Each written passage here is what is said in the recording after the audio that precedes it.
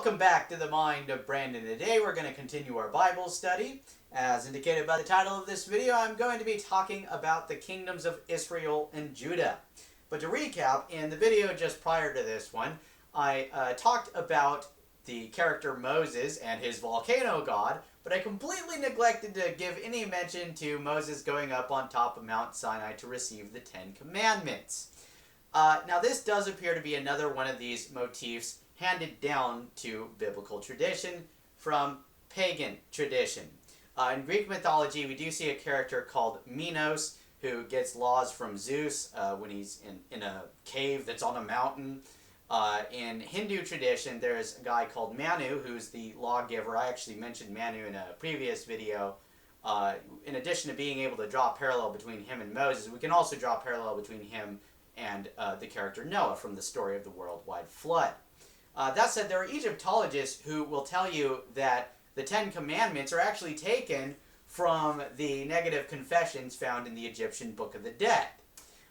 If we look at the other Mosaic laws from the books of Leviticus and Deuteronomy, well, there are scholars who will tell you that those are influenced by the law code of the old Babylonian king Hammurabi. This is the founder of the first Babylonian Empire.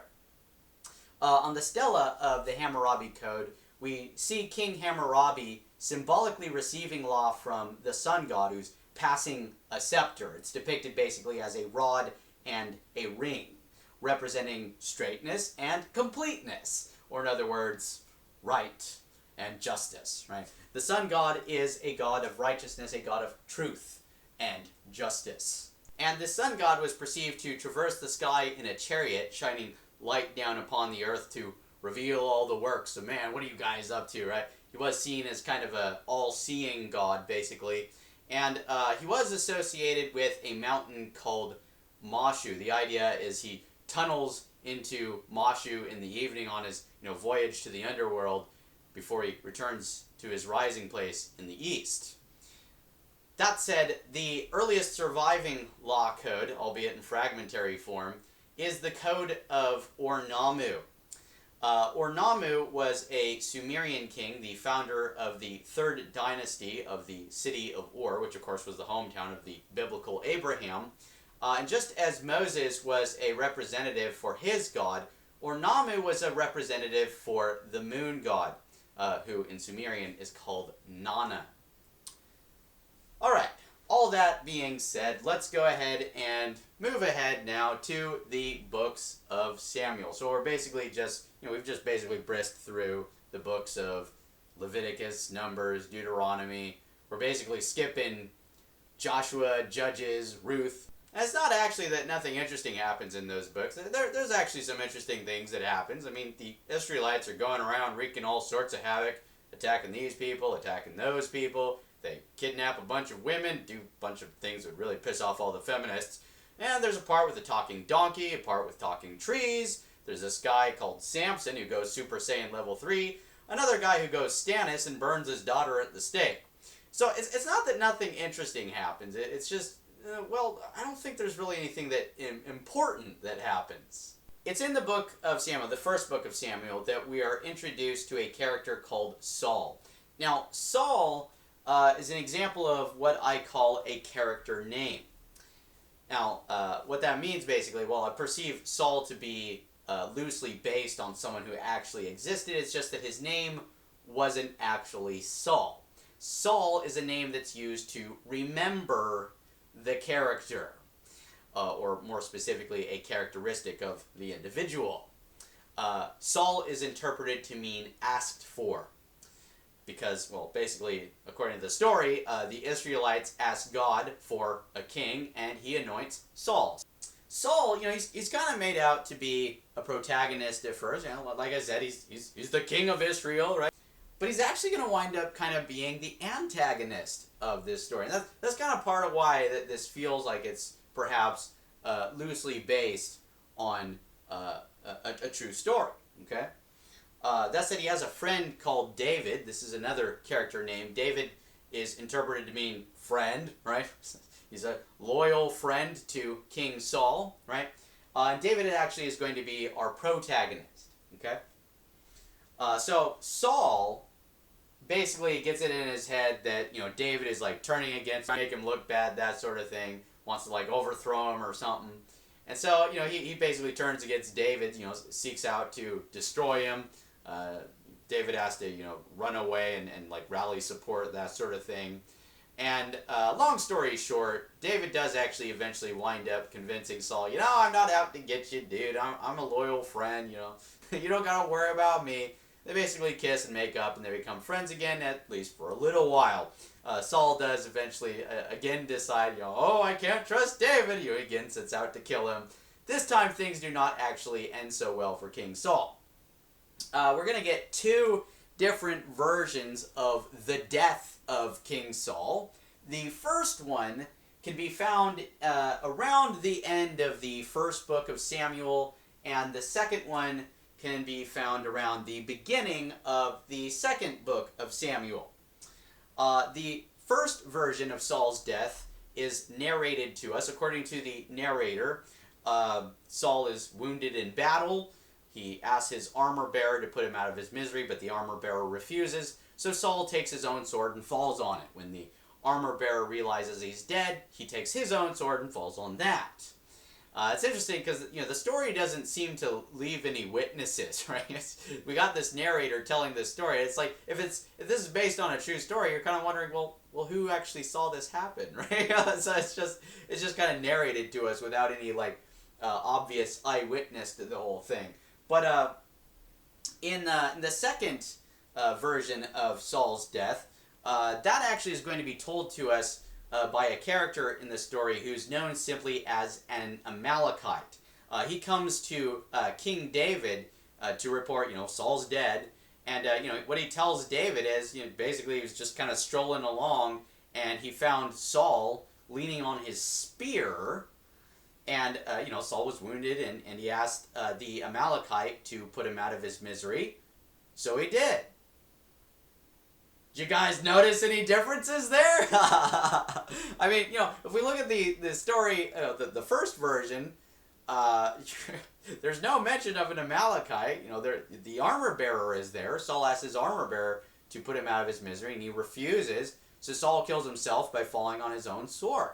In the other story, there's no mention of an armor bearer, but there is an Amalekite just kind of strolling by. Saul asks him to put him out of his misery, and he goes ahead and he does that. So, in the first story, Saul kills himself. In the second story, Saul is killed by an Amalekite. Later in the Bible, it's going to say Saul is killed by Philistines. So, obviously, we've got some more discrepancies here, right? And this is something that we see come up every now and then in the Bible. So, don't let anyone tell you there's no contradictions in the Bible. In addition to seeing contradictions all throughout the Bible, we, of course, also see different designations for the God of the Bible. And, the explanation for these discrepancies and these different designations is just simply the fact that we are looking at different stories that are produced by different sources coming from different subcultures. So part of the reason I wanted to tell the story of David and Saul is because they're the founders of the kingdoms of Israel and Judah. Saul founds the kingdom of Israel. David founds the kingdom of Judah. And these are two possible sources for us. But we also don't want to neglect the 12 tribes of Israel that existed before any of these two kingdoms. Don't get me wrong, the 12 tribes of Israel might actually be made up. We haven't been able to confirm they actually existed. But it's possible they did, and so they're possible source material, basically. The kingdom of Judah, that's where the people that we call Jews, that's where they come from, right? So Jew is in origin a nationality. Since then, it's become considered a religion. You can be baptized as a Jew, Judaism, right? But that's something to keep in mind, is that it is in origin a nationality. You can basically see the Jewish religion, Judaism, as a sect of the Israelite religion. And as I mentioned in the video just prior to this one, the God of the Israelites is called El, known, of course, by different epithets: El Elyon, El Shaddai, Elohim, right? And this God combines and syncretizes with the volcano god of the Midianites, Yahweh. Okay, and so that's why we'll see the designation Yahweh Elohim, right? The Lord God. But I did want to say on Yahweh, right? This actually sounds like it might be a corruption of the name of a Canaanite moon god, which would make sense considering the association of the mountain of God with lunar worship, right? Moon worship. The Canaanite moon god Yara, sounds similar to Yahweh, Yahweh, right? Sounds like Yahweh might be a corruption of that. That said, Yara also sounds like it could be a combination of the Egyptian moon god Yah, who might actually be of Shemitic origin, and that actually is one of the ways that the biblical God has been referred to, is just simply Yah. So it might be a combination of Yah and the name of the sun god Ra. Yah, Ra. So there you go. That's the name of the Canaanite moon god, Yara. And that's of course a thing. You know, the Egyptians and the Canaanites, like syncretizing gods. It's a thing that God's names, you know, will combine with the sun god. Other gods are often seen as as different manifestations of the sun god. Worship of the sun god Ra in Egypt came close to monotheism in practice, if not in theory. Actually, the very first monotheistic religion in history is from Egypt. It is a sun-worshipping religion. This is the religion of the pharaoh Akhenaten. He calls this sun god the Aten. It means the disc up in heaven, right? And there's to be no graven images of the Aten. The only images we see of the Aten are of a sun disk emanating rays of light. There's no statues. Right? No statues. That said, there have actually been speculations, you know, just as there's been speculations that Joseph and Imhotep were the same person. It's been speculated that maybe Moses and Akhenaten were the same person, right? That's all fringy stuff, right? You don't have to take it too seriously, but there's certainly there's certainly some evidence here for possible influence. Okay, so maybe the story of Moses was actually influenced by the history of Akhenaten.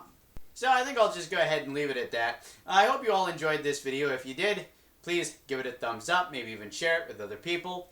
If you're interested in watching my future videos, please subscribe to this channel if you haven't already. In my next video, I'm going to be talking about messianic prophecy.